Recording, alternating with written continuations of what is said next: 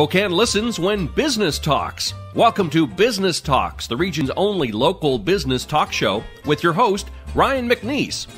Business Talks is brought to you by our friends at STCU and Well-Dressed Walrus. Now, let's get down to business with Business Talks.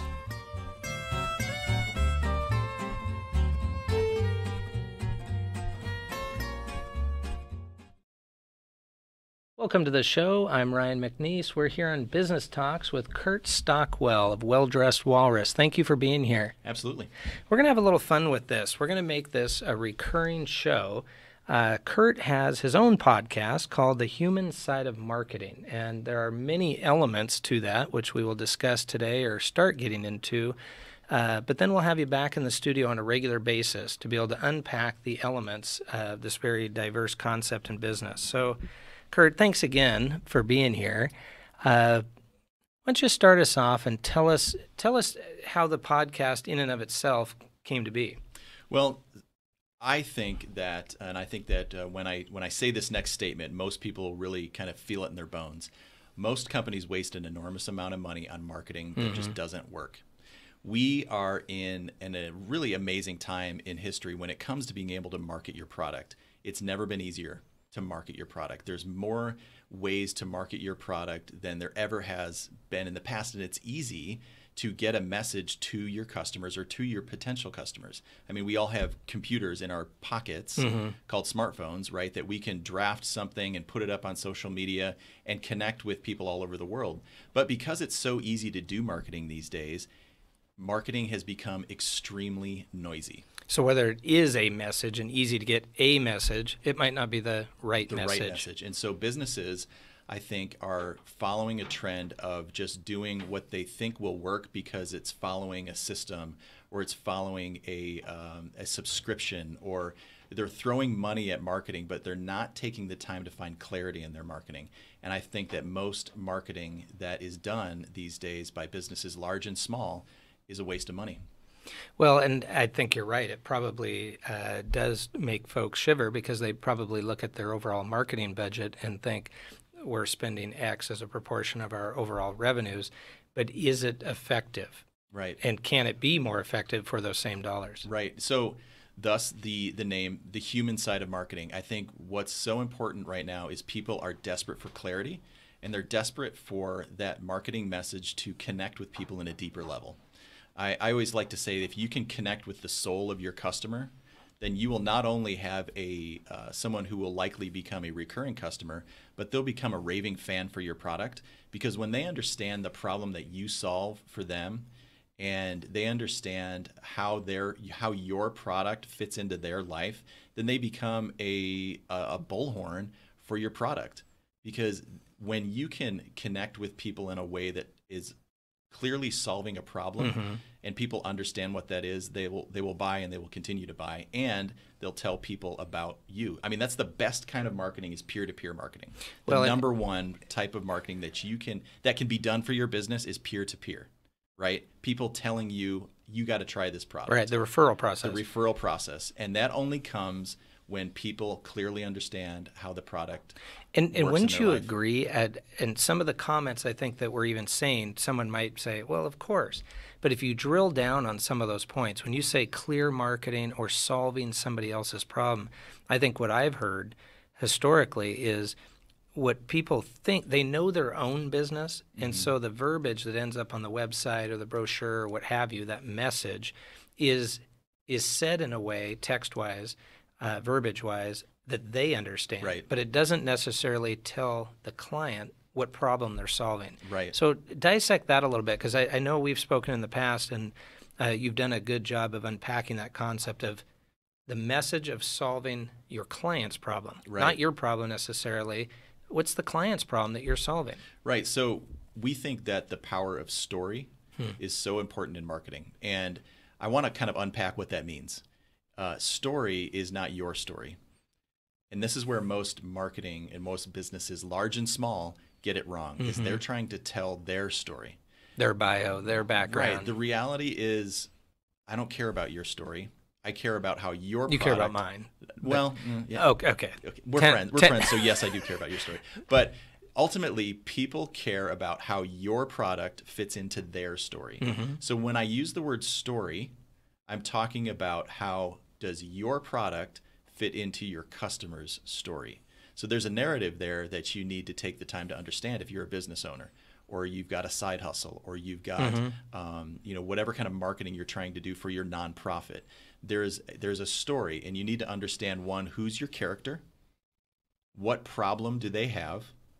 How are you involved in that process as a guide rather than making yourself the character or yourself the hero? When you can become a guide to someone as they are experiencing your product, and you have empathy for the problem that they're dealing with, maybe the problem that you think that they have is it's not really why they're buying your product. Businesses sell products based upon external problems, and people buy products based upon internal problems or internal solutions. Businesses are trying to solve an external problem, and people buy products and services to solve an internal problem. So let me give you an example. Let's say you're a lawn company, and you mow lawns and you fertilize and you make people's lawns look great. And you are really excited about some new product that's going to make your lawn the greenest it's ever been, and you're going to talk about the nitrogen and phosphorus. And I had a background in landscaping, so I know kind of some of these nerdy things, right? And so you're excited about this product because of what it's going to do to green up the lawn, and your marketing is very focused on these technical things. Okay, so the external problem is that you want a green lawn, right? Internally, I want my lawn green because it's brown right now and it's full of weeds and full of pests and whatnot. And at the end of the summer, my boss is coming over for a company barbecue at my house, and I don't want to look like the scourge of the neighborhood. Make it green. I want a lawn green. So you're selling a green lawn. I'm wanting to buy pride in my home. Yep. Does that make sense? It absolutely does, and I think I would relate it to my background in the law. You could bore somebody silly over talking about the nuances or the intellectual gymnastics about legal theories on a particular case or particular topic, but at the end of the day, what you're describing is the client isn't interested in that per se. What they're interested in is, does that knowledge parlay into solving my problem? Right. And I think you've mentioned in past conversations, and I think you're spot on, that one of the difficulties, I think, at Well Dressed Walrus is you're handling logos, you're handling web design, you have the team that does a great job in all those respective areas. But is it not the difficulty of reaching out to the client and having them figure out how to tell their own story? Because you really can't tell their story for them. Right. You can maybe give them a framework for ascertaining what that is. But do you find that being the difficult part? Yeah. So Well Dressed Walrus has kind of been going through a maturation process over the last year and a half, and because we're friends, you've seen us go through this. Prior to about a year and a half ago, we were producing digital products, digital marketing websites, and other online, offline resources and website hosting and things like that. We did provide some content writing for our customers and did the best we could with what we were able to produce. But it always kind of bothered me that we were not able to really help a customer extract the words that are really going to sell those products. There's a quote that says, people buy products only after they read the words that make them want to buy those products. Most marketing agencies, such as web developers or even graphic designers producing print material, they're designers or they're developers, they're not marketers. They're not good at actually creating the words that sell the products. Now, if you think about words and why they're important, one of the websites that probably everybody listening has been to in the last week is Amazon. Amazon, we all go to Amazon. We either buy products or look for products. And Amazon is not the most amazingly designed, sexy website on the internet, but it's very useful because the words that you need to understand that product are there. Yep. And they're there in a way that is easy to consume.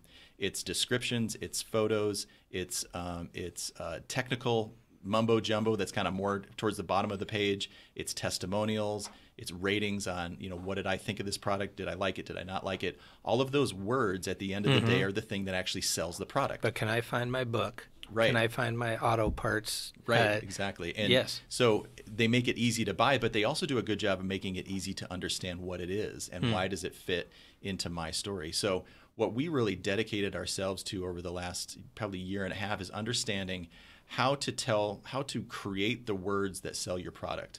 Now, what we do is we go in, just recently have provided this service where we're going into businesses, and sometimes we're not even producing that final product. They have the team members who can actually produce the website or the marketing material. We're going in and helping find clarity in their words, because many times businesses live about 2 inches away from their business. I mean, it's right here. Yep. And so can't see the forest for the trees. Right. You can't really see what your customer is experiencing about your product because it's so close. So when we go in, we try to really take a human approach and go, why are people interested in your product and what problem is it solving in their life? And it's funny how many times people start rabbit trailing down what they think is important. And what's nice about us being kind of a third party coming in, and a lot of times I'll even do this, I'll come into that meeting completely ignorant of what the company does. And Which is probably an advantage. I'll get the feedback of, so you've probably read our website, you read this, done this. Actually, no, I haven't. And the reason why I haven't is because there's a thing called the curse of knowledge. You all in here have the curse of knowledge. If I'm coming in here with the curse of knowledge as well, we're going to be missing the things that are very evident to us in the room, but are very complex and hard to understand to those outside of the room. So what we want to do is understand, what problem are you solving? Where does that hit your customer on an emotional level? And how can we make your interaction with them more human? Because it is a noisy marketplace. People are checking. I think most of the time when you're just throwing marketing out into the web or out into your marketplace, a lot of people have the mentality of checking a box. I just want to check the box of marketing. Yeah, do I have a website? Check. Yep. Trifold brochure, check. Blog post, check. And they're not really taking the time to do the hard work. The hard work is not all of, I'm convinced that that's not the hard work. I'm convinced the hard work is understanding what are the words that sell your product and what are the words that sell, that help people understand what you do. Well, and I think the psychology to that, and we'll take a short break and come right back to this, but is this idea of, as you said, coming in almost with a veil of ignorance, that concept of you don't know before you have that meeting. Is how are you being perceived from the outside, not the inside. The inside, you can all tell yourself you're drinking the same Kool-Aid. Yeah. But from the outside, how is that respective business being perceived, and then take it from there. Let's take a short break and come right back with Curt Stockwell of Well-Dressed Walrus. But we're talking about the human side of marketing, and this is going to be an ongoing series between myself and Curt. We'll come right back after the break. Thank you. They say it takes a community to raise a family. It also takes one to build a business. I came to Spokane 12 years ago as a Whitworth student, and I planned to leave after graduation. But the more I got to know this community, the more I wanted to become a part of it. My husband and I have built our business in Spokane, and now we're raising our family here too. We operate a consulting company that provides creative business development strategies. Our approach is holistic and dependent on intentional connections and relationships. And no one understands connections and relationships better than GSI. They direct momentum towards investments in our community, provide resources that help business leaders connect, and they're dedicated and passionate about making Spokane great. GSI gives me the confidence to build my business here because they believe every organization, even a small one like mine, adds big value to our community. With GSI's help, Spokane will be a place my son will want to build his career too. I'm Eva Marquette, owner of Freshview. We're creating something greater with Greater Spokane Incorporated. Hi, this is Curt Stockwell with Well-Dressed Walrus. We are a local website design and development company here in Spokane. What we do is build beautiful, usable websites for local businesses. A website needs to be beautiful, it needs to be usable for your users, your customers, and yourself. Contact us anytime. We'd love to talk with you about your online marketing.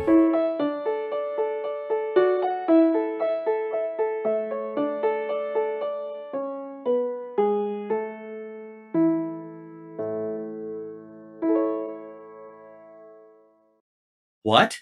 You haven't been to the library lately? Stop in today and see that the library is more than books. Spokane County Library District facilities feature on-site technology, including Wi-Fi, computers, and printers, as well as free use of meeting rooms. The Library District offers events and programs for all ages, from story times to career development and employer classes to Social Security workshops. Our staff is well trained and happy to help. Find out more about your library at scld.org.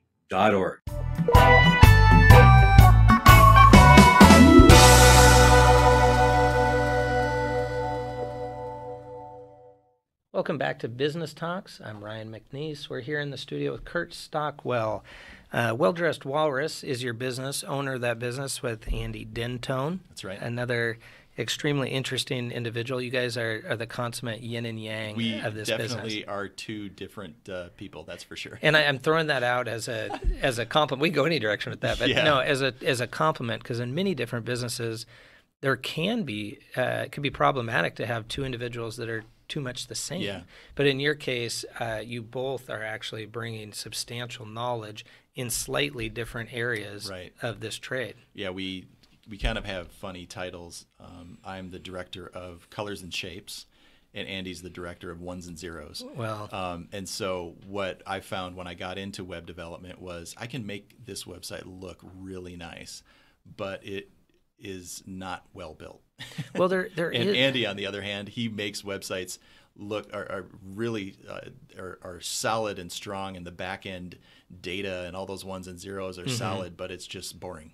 Well, but Curt, that ties into exactly what we're talking about, that the human side of marketing. Right. That's your podcast. That's the name of the series we're going to do here on Business Talks with you, the human side of marketing. And what we've been talking about in the first half is identifying what the actual customer's problem is. Right. So you can talk about all these elements from X's and O's, colors, et cetera, building that website. But then when you talk about that infrastructure of what's going into that or the message, oftentimes the client actually doesn't quite know that because that's not what they do. They're good at some other trade. Right. But I think that's the trick of the trade, so to speak, that you are bringing to the table is trying to identify what that story is and breaking through the noise, if you will, in marketing online and creating that clarity. Right. So people often ask me, what's the difference between marketing and branding? That's a great question, actually. And I like to say that marketing is simply getting people to memorize your message, and branding is the emotion they feel when they repeat it. Not to put you on the spot, but can we put some context to that? Maybe a couple popular brands out there where you'd say the marketing piece is illustrated versus the branding. So I always tell people that if you want to be clever in your marketing, you have to have a lot of money. If you don't sacrifice... Is that Geico? Exactly. That's exactly what I'm saying. Geico has a ton of money, so they can... Funny all the time. Right. Funny all the time, but you know what their message is. You know, save money on your insurance. And they've done a really good job of putting out the funny, but you know how to repeat their message. Now, I always tell people don't sacrifice clarity for being clever. So if you're starting anywhere in your marketing, you want to start with clarity. You can get to clever eventually, but you need to start with clarity. And I guarantee you, Geico many years ago, when they were first doing their ads or when they were first coming out with their crazy campaigns, they were dedicated to a portion of it had to be very clear. They were working on the clarity, then came back the other way. Yeah, and so you can be clever in your marketing, but you can't sacrifice clarity. You've got to make sure. And now when I say that you can be clever if you have a bunch of money, is because if you're going to be clever, your message has to be out there all over the place. Because when people don't understand what the message is and there's some sort of kind of hidden clever nuance in there, they need to consume it over and over and over and eventually go, oh, I get it. Well, and I think most business owners would say this. I would definitely say this, that sometimes you're surprised at people that you know really well that actually don't know exactly maybe the nuance of what you do. Right. And I think any business owner should take heed to that interesting.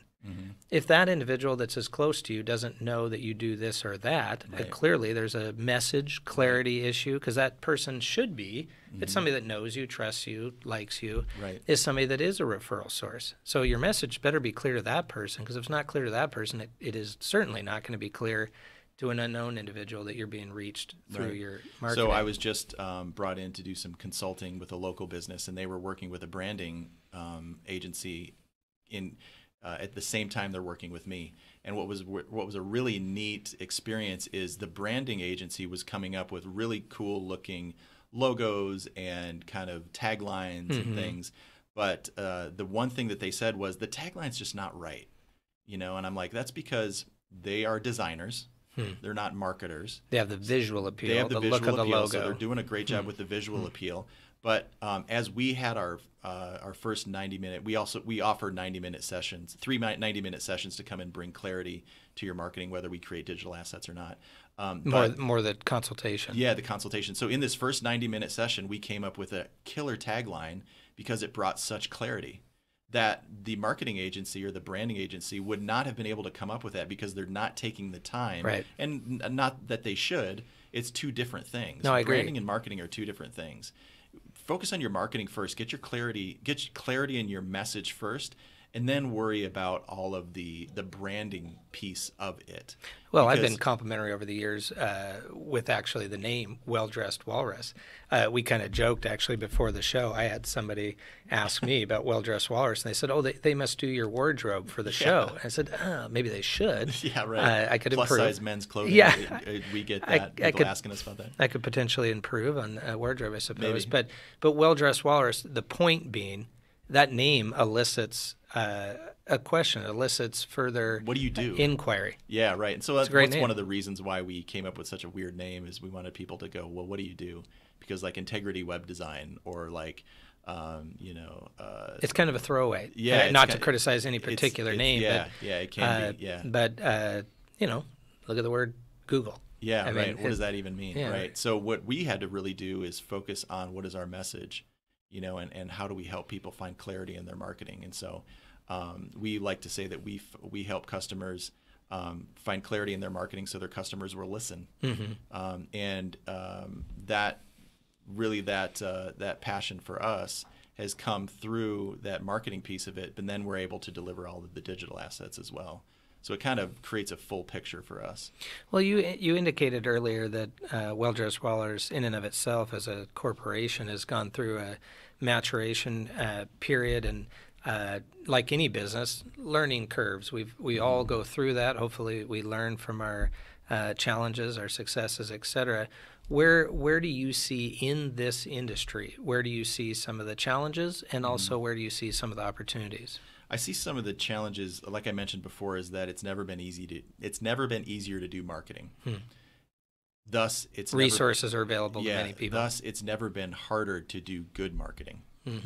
When you can, our whole goal that we try to help people with when it comes to their marketing messaging is we always like to say we're going to help you rise above the noise. When you can rise above the noise in a noisy marketplace, people start to pay attention to your brand. And to because they can, and like I said, if people can understand your marketing, they will repeat it. And when they repeat it, then that's your brand that's eliciting emotion. Now, some brands have elicit bad emotion. If you've got a product that's known to be, a poor experience. Right. So that marketing messaging that you've been pushing out there about how great the brand is, if it's a poor experience every time somebody's interacting with that product, every time they see that logo, they're going to think ill. It could be the visual, the jingle, auditory. It could be like, oh. It's never been easier to do marketing, but it's never been harder to do marketing because there is so much marketing out there. And you make a good point, because I think in any business you could be concerned with, well, there's another fill in the blank. There's another web design company. There's another law office, another plumber, another electrician, etc.